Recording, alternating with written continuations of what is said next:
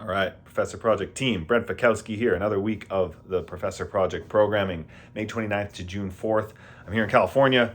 Got my Sun's Out, Guns Out shirt. I think I got this as a gift a few years ago. Don't wear it often, but when I do, it's when I'm somewhere warm. And so here in California, I'm filming this just before the competition's starting. And by the time you watch this competition here in Pasadena, West semifinal will be close to being over. Over. And yeah, I'm excited. Body's feeling good. Mind's good. Ready to hit the workouts. Kind of just excited to get it started, get it over with. Want to get that first workout done, and always that first one's a little nerves, and you kind of settle into your thing.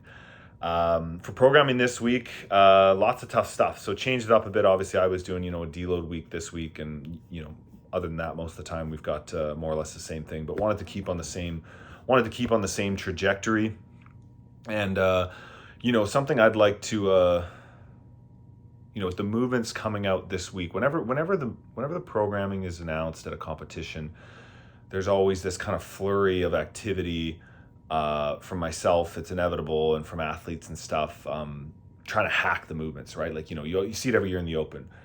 Ring muscle ups. Oh, I got to get my first ring muscle up. It's like, we know ring muscle ups are coming, right? Thrusters. Oh, what's the quickest way to pick the bar up off the floor and get it to the front rack? Or, how can I drop it so it doesn't bounce too far? And so I think as much as you can in training this week, try to think about each movement in these workouts and think, if I was practicing this workout, knowing it was going to be at a competition, it doesn't necessarily mean you have to approach it with like intensity, but how can I learn from this? How can I learn something about these movements? So this workout here, for example, 20-minute AMRAP, 20 burpees to 6-inch target, 20 front squats, 10 shuttle run laps. It's like, okay, what can I learn from that? Like, how about each round of the burpee, I'm going to try a different burpee style. I'm going to step up, I'm going to step down, jump up, jump down. I'm going to look at the target. I'm not going to look at the target. I'm going to think about hopping and dropping to the floor really quick. I'm going to think about standing, taking a breath, jumping, dropping, taking a breath, and then doing the push-up fast. Like, trying to think of every way that I can do this movement different. And then in the front squats, it's like, okay, I'm going to do some like this, the zombie. I'm going to do some normal like this, double fingers for the front rack. I'm going to full grip or maybe just fingertips. I'm going to practice breathing twice a rep. I'm going to practice breathing once a rep. Shuttle run laps. It's like, can I maybe take like 3 or 4 steps in a back pedal and then touch the line and then run forward? Or am I just going to change directions, 90 degrees, 180 degrees? So always trying to play with that stuff every single day. Rope climbs, burpees, touch and go snatches, 1-arm max snatch. Like, all the movements you can. Dumbbell snatch. Hey, maybe when I dumbbell snatch, I actually intentionally, let's say it's my right arm, I'm actually standing in a bit of a stagger step, and that right foot's forward. Snatch, bring the feet together, switch. When I go to the left hand, put that left foot forward. Less strain on the low back, a little more of like a lunge snatch. Is there something you can do in every movement? Box jumps. Oh, let me step down, step up, jump down, jump up, turn later, turn sooner, turn faster, turn slower.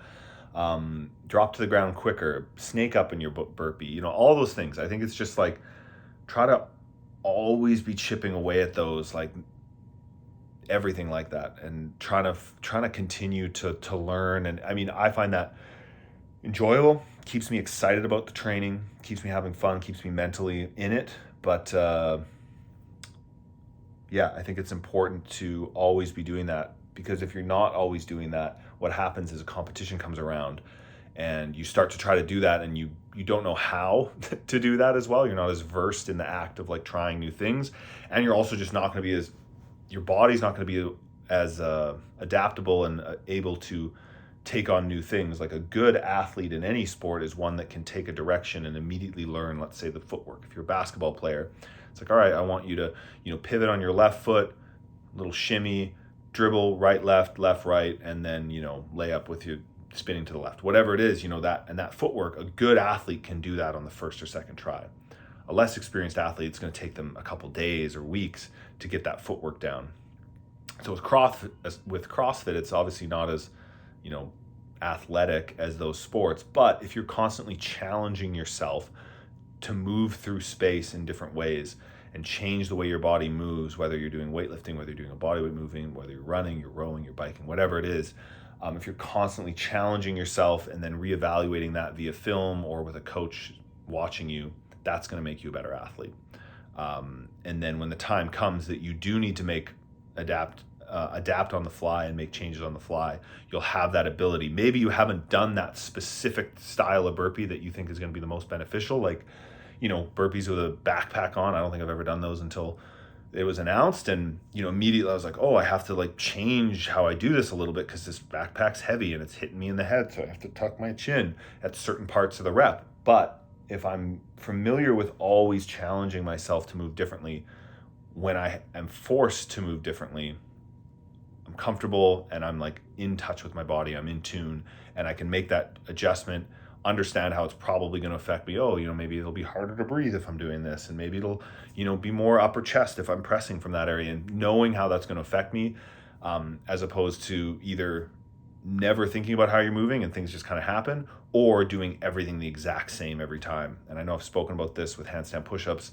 When you place your hands on the floor, more often than not, you should do your handstand push-ups at the standard that was done, let's say, in the Open this year, 2023 Open. But you should also be practicing moving your hands around, further away from the wall, closer to the wall, closer together, further apart, turning them, not turning them, putting them on dumbbells, whatever that is, because that variety is important. It's good for shoulder health, the variety, but also just good for you to experience slightly new stimuluses, because you never quite know what you're going to need to do.